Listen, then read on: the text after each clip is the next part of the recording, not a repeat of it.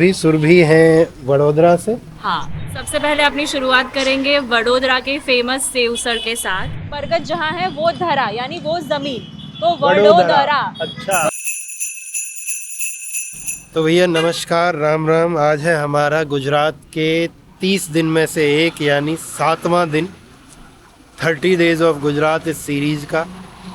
पिछले 6 दिन गए हैं सीखते हुए, देखते हुए, चीज़ों को, जगहों को, लोगों को, लोगों से मिलते हुए। आज मैं हूँ वडोदरा में, कल आ गया था यहाँ रात को रुका हूँ फ्री में एक भाई के घर पे। मैसेज आया था उनका कि भैया मेरे यहाँ रुकना, तो मैं रुक जाएंगे। तो यहाँ से मुझे एक चीज़ और समझ आई है कि इससे आगे के दिनों में मैं कोशिश करूँगा कि ज़्यादा से ज़्यादा समय लोगों के साथ ही बिताऊँ, उनके घरों में, खाने में, सोने में, मतलब रहने के लिए। उस तरीके से कम कोशिश हो किसी भी कमर्शियल जगह पे जाने की। तो चलो ये बकवास बाद में होती रहेगी, अभी मेन पॉइंट पे आते हैं। आज मैं जा रहा हूँ वडोदरा घूमने। पूरा दिन हमारा वडोदरा में निकलेगा, यहाँ की जगहों पे खाने पीने के लिए, जो देखने की चीज़ें हैं वहाँ देखने के लिए। और आज एक अच्छी चीज़ और है कि आज मेरे इस चेहरे के साथ साथ आपको ये चेहरा और दिखेगा। हेलो। एक सुंदर लड़की जिसकी हो सकता है बहुत दिनों से आपको तलाश रही हो। तो ये है सुरभि हैं वडोदरा से। हाँ, और ये आज हमें दिखाने वाली हैं वडोदरा। यहाँ जो घूमने की जगहें हैं वो, उनके साथ साथ खाने पीने की जो अच्छी जगहें हैं वो भी, क्योंकि निश्चित रूप से ये मुझसे बेहतर जानती हैं वडोदरा को, तो ज़्यादा आसान और अच्छा होगा इनके साथ घूमना। तो अभी हम शुरू कर रहे हैं अपना दिन। कोई जगह है वडोदरा में यहाँ से हम सबसे पहले अपनी शुरुआत करेंगे वडोदरा के फेमस सेव उसळ के साथ, जो आपको वडोदरा के अलावा कहीं और खाने को नहीं मिलेगा। ये अच्छी बात है। नाश्ता मेरा वही होने वाला है, मैंने भी कुछ नहीं खाया है। एक प्रोटीन शेक जरूर पी लिया है, वो चीट कर सकते हैं उतना हम। देसी ब्रंच। यस, तो चला जाए। Yes, let's go. ठीक है भैया, चलते हैं सेब उसल खाने। जो ब्रांच है वो तो सिटी में है। हाँ, तो हम अभी आ गए हैं एक ऐसी जगह पे जहाँ हमें सेब उसल खाने को मिलेगा, और ये बनाना कैसे है ये हमें सुरभि दिखाएंगी। तो ये होता है पहले उसळ और सेव मिक्स। इसको हम निकालेंगे प्लेट में पूरा। इसके ऊपर डालेंगे थोड़े से स्प्रिंग ऑनियन। उसके ऊपर जाएगी ये, अगर आपको स्पाइसी अच्छा लगता है तो लहसुन की चटनी, बहुत स्पाइसी होती है। डालिए डालिए, चलेगा। फिर उसके ऊपर जाती है ये ग्रीन चटनी, ये भी बहुत स्पाइसी होती है। मैं थोड़ी सी डालूंगी। इसकी हिस्ट्री ऐसी है कि बड़ौदा में पहले मराठास का शासन हुआ करता था, और महाराष्ट्र में मिसल पाव बहुत ही ज्यादा फेमस है, पर बड़ौदा के कुक को मिसल पाव बनाना नहीं आता था। तो राजा ने कुक को बोला कि मुझे मिसल पाव खाना है, पर कुक को नहीं आता था, तो उसने कुछ तो बनाया मिसल पाव के नजदीक, और वो सेव उसळ हो गया। और तब से बड़ौदा में सेव उसळ बहुत ही ज्यादा फेमस है, बहुत ही ज्यादा, जो बड़ौदा के अलावा कहीं आपको नहीं मिलेगा। ये भैया यहाँ का चकली सर्कल। चकली माने जो गुरैया होती है, चिड़िया। तो पहले कभी यहाँ बहुत रहती होंगी, अभी तो सब जगह से ही जा चुकी हैं। हमने व्यवस्थाएं ऐसी बनाई हैं अपनी नेचर की, तो ठीक है, अब नहीं है, बट नाम यही है इसका आज भी। चकली सर्कल। और अभी हम कहाँ जा रहे हैं? अभी हम जा रहे हैं सिटी, ओल्ड सिटी। ओके। और ये है अटल ब्रिज, और अपने लेफ्ट साइड देखो, अभी आपको दिखेगा शिव महल, जो अभी वेडिंग वेन्यू बन चुका है। अच्छा, ये हाँ, ये एक जमाने में जो भी गेस्ट होते थे राजा महाराजा के, उनको यहाँ पे वो लोग स्टे देते थे। अच्छा, ओके। ये तो गेस्ट महल हुआ करता था, अभी हो गया है शादी महल। ठीक अभी है। अपने राइट साइड देखिए, ये जो टॉम्ब दिख रहा है आपको, ये है नई कोर्ट, मतलब न्यू अदालत। और जो पुराने वाला कोर्ट वो अभी मैंने दिखाऊंगी। कल रात अभी भी देखेंगे। अच्छा। तो वो क्या राजा के टाइम का बना है क्या? हाँ, राजा से मेरे को उनका मैं नाम भूल गई, हाँ, पर नहीं याद आएगा मेरे को नाम। हाँ, पर राजा के टाइम से है। Okay okay. सयाजी राव। उनसे भी पहले। अच्छा, उनसे पहले का। हाँ, 70s समथिंग में था। हाँ हाँ। ये ना पहले एक अलग गांव हुआ करता था जब बड़ौदा बसा नहीं था। अन्न कोटक, मतलब यहाँ पे राजा महाराजा अपना अनाज स्टोर किया करते थे। ओके। और फिर ये बड़ौदा के अंदर, बड़ौदा की टेरिटरी में जुड़ गया, तो अभी इसका नाम है अन्न कोटक और थोड़ा मॉडर्न होके अकोटा। और ये पूरा सोलर पैनल से कवर्ड है ये। तो यहाँ से जो इलेक्ट्रिसिटी जनरेट होती है वो मतलब काम में आती है।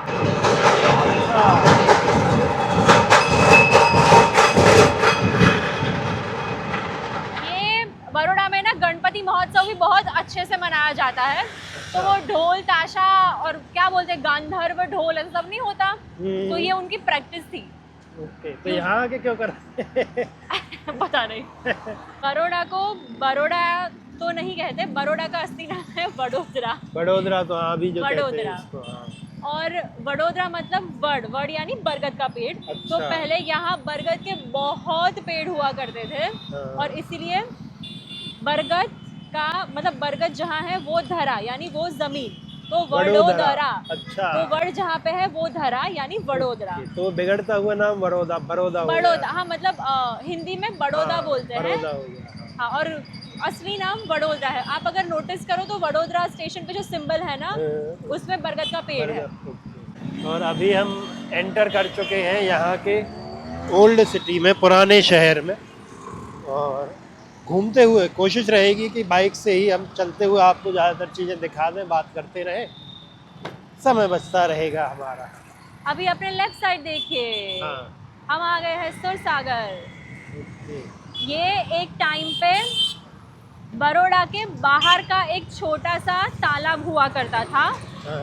पर अभी बड़ौदा इतना विकसित हो गया, इतना इसकी टेरिटरी स्प्रेड हो गई है कि अभी ये बड़ौदा के मतलब बड़ौदा के बीचों बीच आ गया है। और सुरेश्वर देसाई नाम के एक व्यक्ति थे, उन्होंने इस तालाब को बड़ा करा, इसको मॉडिफाई कराया, इसको क्लीन कराया, और इसके आसपास ये अच्छी टेरिटरी बनवाई, तो उनके नाम के ऊपर से इनको नाम दिया गया सुरसागर। इसीलिए इसको अच्छा सुरसागर बोलते हैं। सुरसागर, सुरेश्वर देसाई का सुर, तो सुरसागर। और इसके बीच में ये जो शिव जी की प्रतिमा है, इसके ऊपर असली सोने का वरख चढ़ा है। अच्छा। हाँ, आप अगर पुराने वीडियोस देखेंगे तो वो पुरानी मूर्ति नॉर्मल उससे बनी थी, मेटल वेटल से। इसको सोने का सोने से, हाँ सोने से जड़ी था। अभी सामने जो दिख रहा है ये है न्याय मंदिर। ओके। मतलब पुरानी कोर्ट, राजा के समय की। हाँ राजा के समय की। ओके। अंग्रेजों के टाइम में जो भी हियरिंग हुई है सारी यहाँ पे हुई है। आज भी इसके अंदर हियरिंग तो नहीं होती, पर अंदर सारे रिकॉर्ड्स रखे हुए हैं, लोगों का आवन जावन चालू रहता है, आना जाना अच्छा है। हाँ हाँ। अभी सामने देखिए, ये है लहरीपुरा गेट। लहरीपुरा गेट। ओके। पहले के टाइम पे जो बड़ौदा था वो 4 गेट के अंदर ही था। हाँ। ये उसका फर्स्ट गेट है लहरीपुरा। ओके। बहुत सुंदर हुआ करता था, पर समय के साथ साथ थोड़ा हो गया। हाँ, बदलती जाती है। अभी हम प्रॉपर पुराने बड़ौदा के अंदर एंटर करे हैं।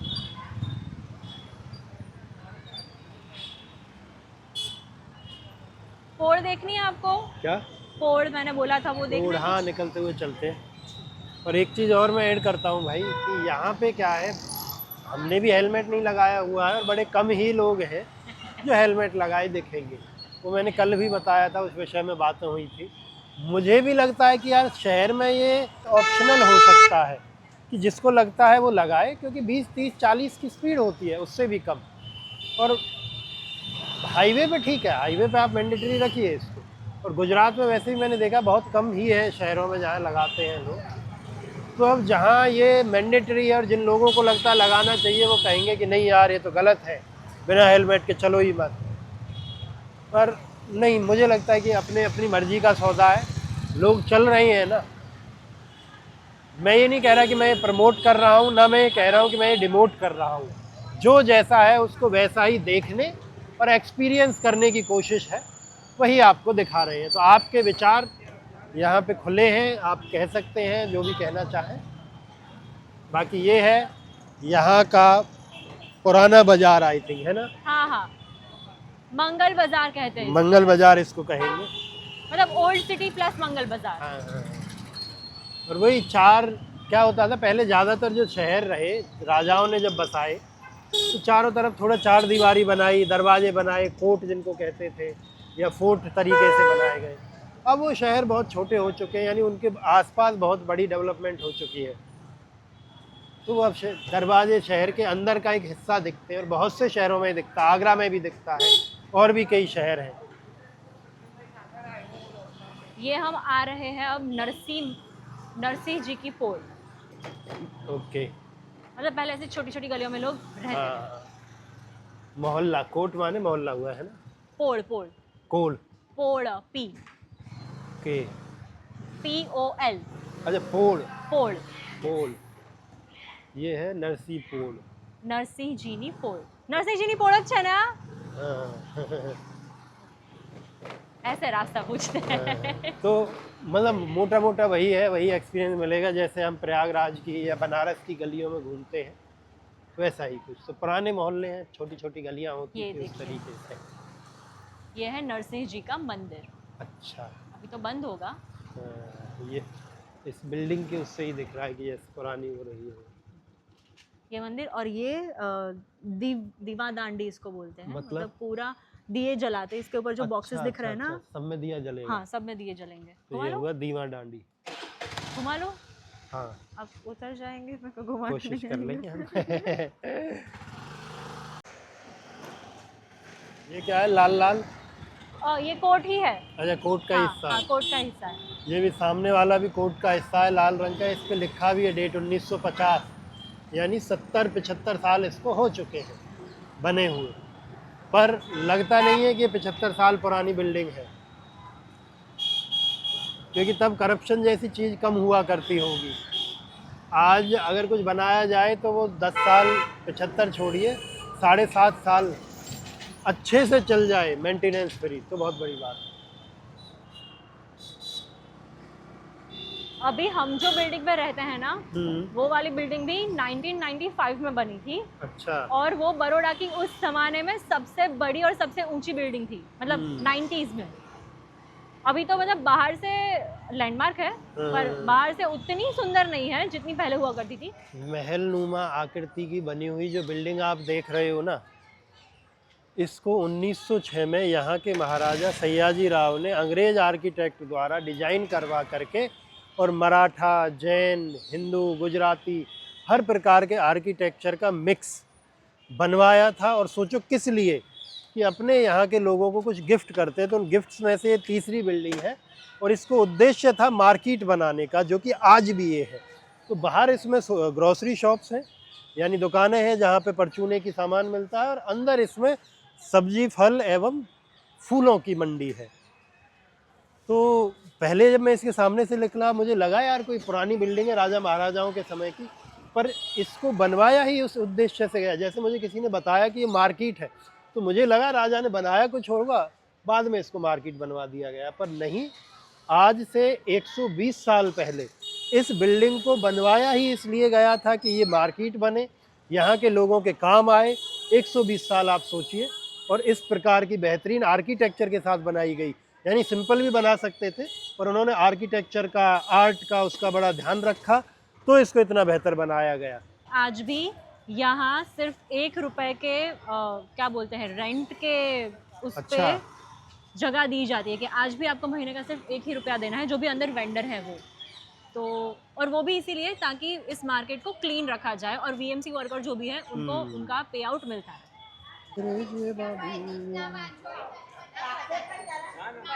ये है इसके अंदर की व्यवस्था जो आप देख रहे हो। अंदर भी ऐसे लाइन से बरामदे और दुकानें हैं। बीच के खुले एरिया में ये नंबर भी डले हुए हैं यहाँ पे बैठने के लिए, सब्जी आदि के लिए। सामने जो बीच में दिख रहा है वो कभी फवारा रहा होगा, क्योंकि सुंदर बनाया गया था इसको उसी प्रकार से। मतलब सोच के देखिए यार, 120 साल पहले इस प्रकार की व्यवस्था बड़े तरीके से व्यवस्थित रूप से इसको बनाया गया। हाँ, यहाँ से है। तो कुल मिला के पिछला था सब्जी और फल की मंडी, और ये है फूलों की मार्केट। पुराने ज़माने से ही हमारे यहाँ फूलों का एक विशेष महत्व रहा है, और वो यहाँ दिखता भी है। बाकी मैं पहली बार देख रहा हूँ एक व्यवस्थित मार्केट या मंडी जहाँ पे सिर्फ फूलों के लिए जगहें हों, दुकानें हों। अर्ली मॉर्निंग सब कुछ भरा हुआ होता है, ऐसे किलो के भाव में जाते हैं। अच्छा, तो इसका प्रयोग अच्छा कहीं भी जैसे शादी में या मंदिर शादी में, फंक्शन, घरों लोग को में। घर के लिए चाहिए। क्या बात है यार, ढेरी की ढेरी, गुलाब, गेंदा, चमेली, सारे फूल हैं। मैं भी पहली बार देख रहा हूँ सच में डेडिकेटेड फूलों की मार्केट किसी शहर होती हैं और इस प्रकार से नहीं। अभी चलते वापस हैं, अभी यहाँ से निकलते हैं। आपको हमने मंडी बाजार आदि दिखा दिया है, तो यहाँ से चलते हैं लक्ष्मी विलास पैलेस, यानी वो महल जिसको दुनिया का सबसे बड़ा रेजिडेंस कहा जाता है, सबसे महंगा रेजिडेंस भी कहा जाता है। तो चलते हैं लक्ष्मी विलास पैलेस। हो सकता है वहाँ पे अंदर रिकॉर्डिंग आदि अलाउड ना हो, परंतु जितना भी होगा हम आपको दिखाने की कोशिश करेंगे। ये है लक्ष्मी विलास पैलेस, यानी ओके, जिसको बर्स्ट करो। दुनिया का सबसे बड़ा रेजिडेंस जाइए भी जाइए। कहा जाता है। 3 अब ये 2 खिताब 1 कौन गो। देता है, मैं ये कह रहा हूँ ये सही भी है या नहीं, इस पे हम नहीं जाएंगे, पर है बहुत बड़ा और भव्य मेला। आर्किटेक्चर भी दिखता है, हर छोटी छोटी चीज़ों में डिटेल्स दिखती हैं, इंडियन भी विदेशी भी, क्योंकि जब ये बना है जिस समय पे आर्किटेक्चर विदेशी रहे, आर्किटेक्ट्स विदेशी रहे हैं जिन्होंने इसको बनाया है या बनवाया है या डिज़ाइन किया है, और उस समय तक कला का भी ऐसा हो चुका था कि फिर वो सब कुछ मिला जुला के चलते हैं।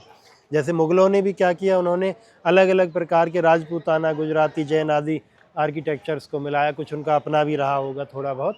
तो उसके बाद के जितने भी बनते गई चीज़ें वहाँ ऐसा ही है। तो इसमें भी वही अलग अलग प्रकार के आर्किटेक्चर्स आपको दिख जाएंगे।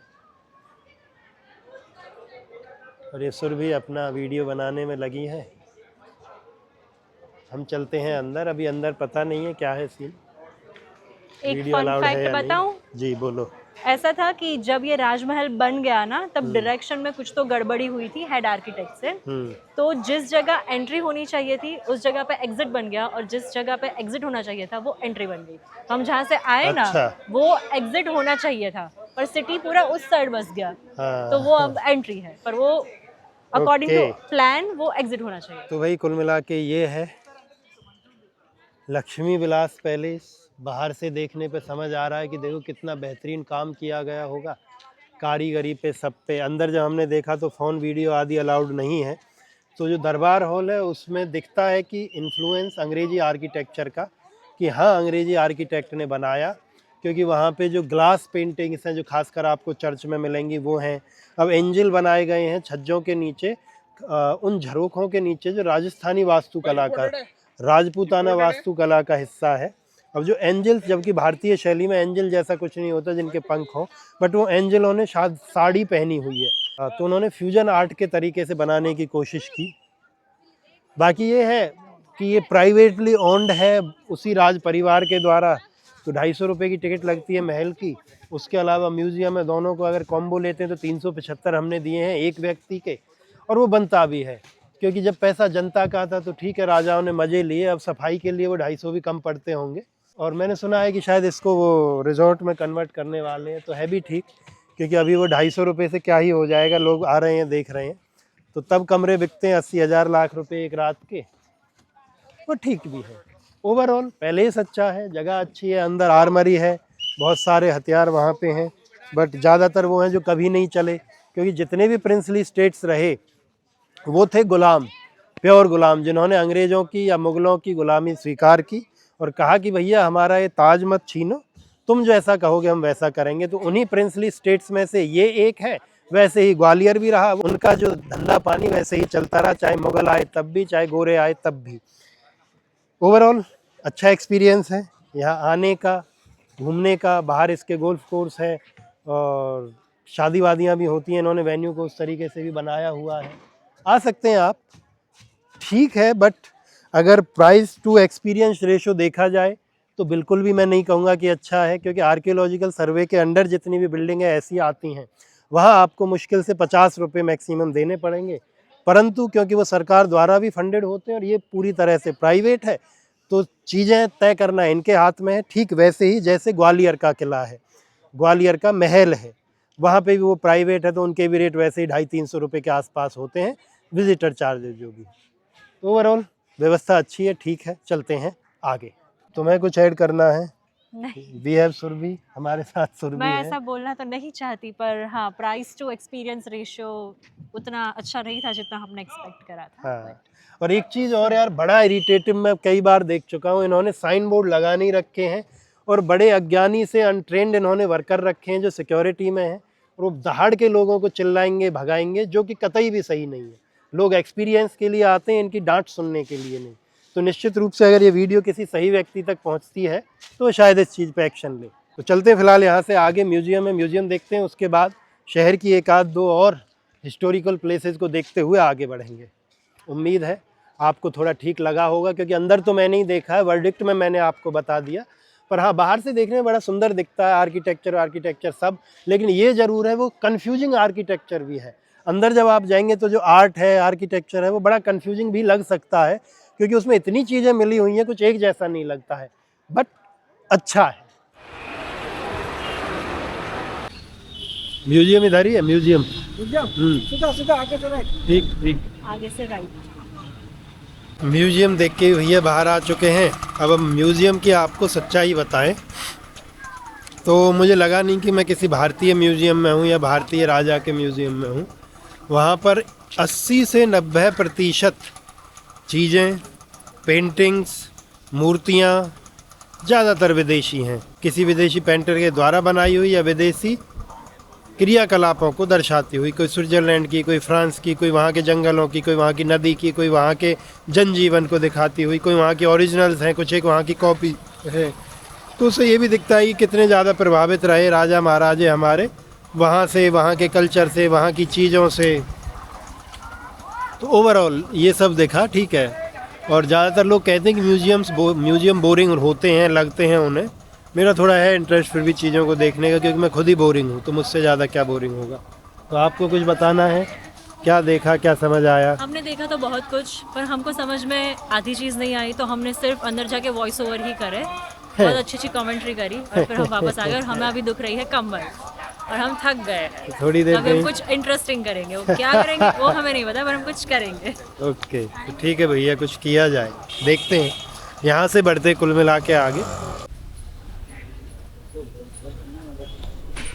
ये है भैया हमारी आज की एक और डेस्टिनेशन, विद्याधर वाव। वाव माने क्या होता है? स्टेप वेल, ओके, कुआं, मतलब एक तरीके से कुआं प्लस जिसके अंदर स्टेप्स है, ऐसा कुआं, हाँ। जहाँ पे आप कुएं तक पहुँच सकते हैं। पहुंचने के लिए। ओके, गुजरात में बड़ा कॉमन भी है ना? गुजरात और राजस्थान। हाँ, step। राजस्थान में भी। तो ये है, यहाँ से दिखता है 7 मंजिल तक ये नीचे जाती है। अच्छी बात ये है कि ये आज से लगभग 500 साल पहले बनी, 520 साल पहले, 1496 में उस समय के राजा ने, विद्याधर कोई यहाँ के संत रहे, उनकी याद में इसको बनवाया। और आर्किटेक्चर की अगर बात करें तो यहाँ पे मोस्टली तो वही हिंदू आर्किटेक्चर या भारतीय पौराणिक आर्किटेक्चर, और साथ में थोड़ा बहुत इस्लामिक भी दिखता है, क्योंकि समय वो आ जाता है 1496 का, जब भारत में बहुत सारे विदेशी आक्रांता आ चुके थे और घर कर चुके थे।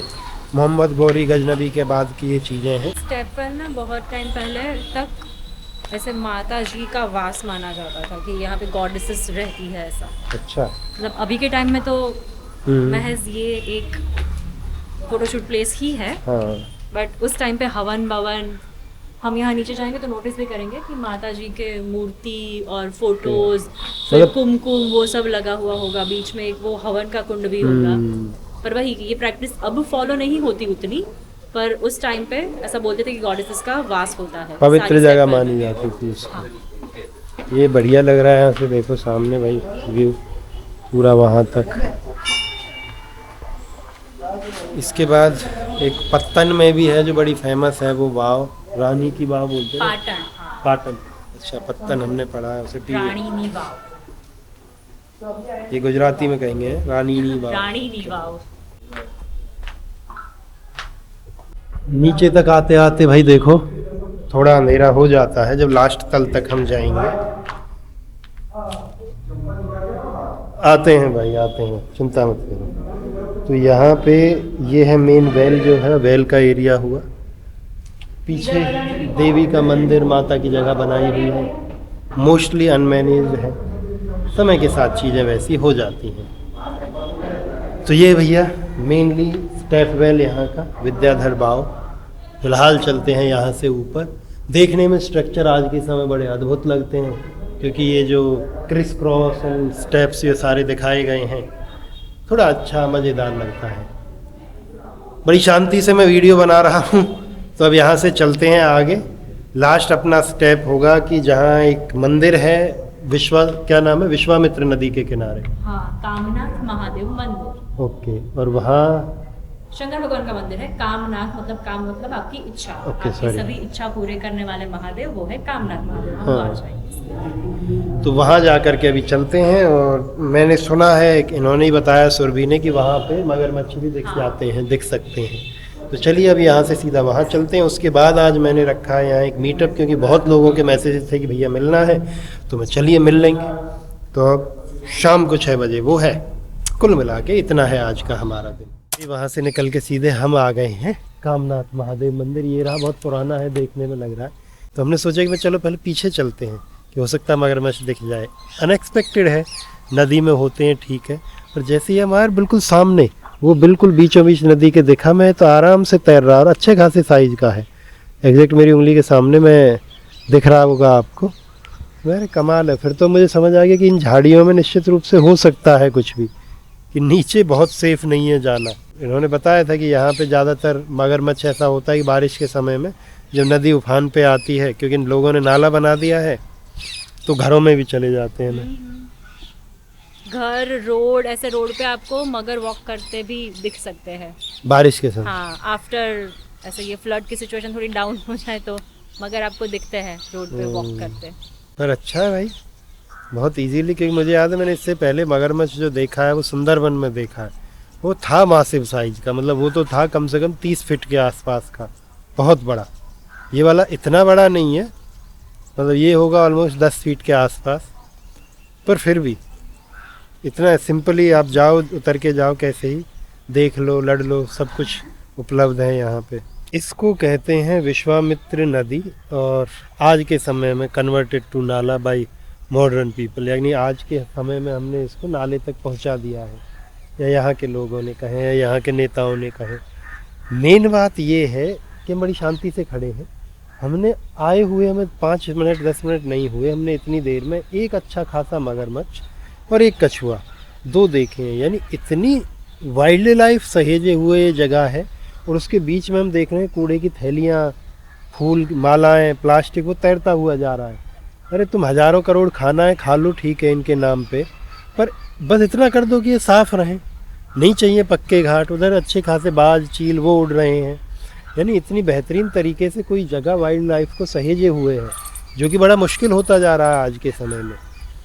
बहुत नहीं चाहिए, थोड़ी सी सफाई, उतना भी हो जाएगा। ये लोगों को भी करना है, यहाँ की सरकारों को, अफसरों को, अगर फुर्सत मिल जाए खाने से, पैसा खाने से, करप्शन से, तो बड़े आसानी से हो सकता है, बहुत बड़ी चीज़ नहीं है।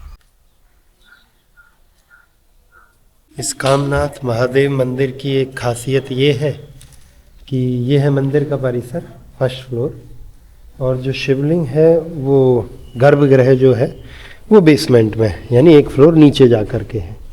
कोई विशेष कारण इसका भी रहा होगा इस प्रकार से बनाने का। और मंदिर को देख के लगता है कि अच्छा खासा पुराना है। दरवाजे को भी देख के, मंदिर के स्ट्रक्चर को, बनाने के तरीके को, उन सब को देख के समझ आता है कि पुरानी बिल्डिंग है, पुराना मंदिर है। तो अब यहाँ से हमें जाना है कमाटी बाग, जहाँ पे एक म्यूजियम है, शायद वो मैं देखूँ। वैसे भी फ़ोन अलाउड नहीं होता, वीडियो अलाउड नहीं होती, तो कुछ बताने दिखाने को है नहीं। इसके बाद हमारा होना है मीटअप 6 बजे से, अभी 5 बज चुके हैं। तो मैं निकलता हूँ वहाँ के लिए। उम्मीद है आपको ये आज के दिन की हमारा वार्तालाप, हमारी बातें, हमारा देखना दिखाना चीज़ें सब कुछ पसंद आई होंगी। कुछ भी सही गलत उचित अनुचित लगे तो हमें कमेंट में ज़रूर बताइए।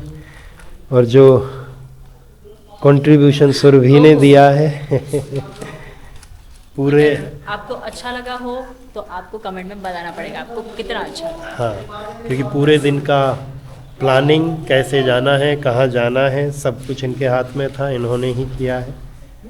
उसके लिए बहुत बहुत धन्यवाद। और हम दोबारा मिल सकते हैं आगे, फिर जब भी कभी आएंगे ऐसे ही मिलेंगे डेफिनेटली। क्या पता कहीं ट्रैवल करते करते कहीं कोई और डेस्टिनेशन पे ही मिल जाए। हाँ, आईडी मेंशन कर दी है डिस्क्रिप्शन में, वहाँ से आप देख सकते हैं। जिसको जो भी फॉलो करना है, मुझे करना है मुझे कर लेना, इन्हें करना है इन्हें कर सकते हैं। तो कुल मिला के करते हैं आज के इस दिन की समाप्ति, अंत। नमस्कार, राम राम।